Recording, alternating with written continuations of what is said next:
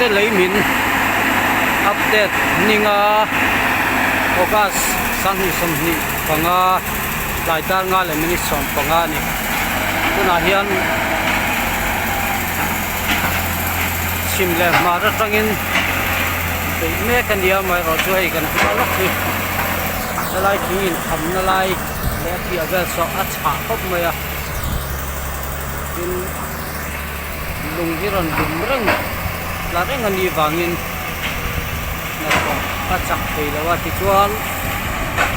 tun din huna alan dana chuan ko in lama atlang lawanga naktu ka po hian chomma lama chuan atlang a be se yom lawani kha report kan han siam le lokani lai tar nga le mini chok panga a siam ania ti chuan ro sur tam chuan helai hi ron la le theini he ko luk mai a ain chok pang de wania hi na thok tu te tan po hian a ga hle mai a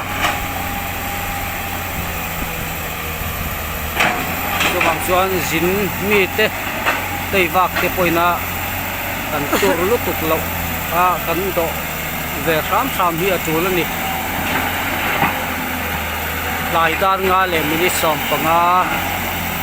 ania voin playa kong hi atlang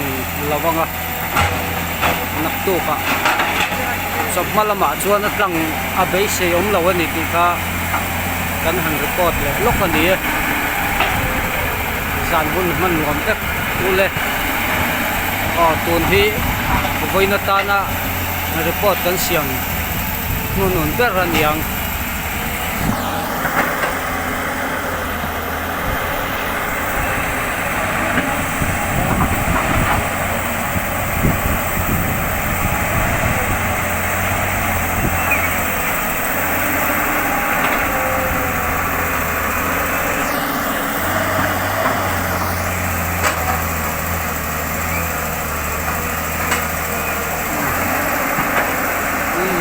ang tolya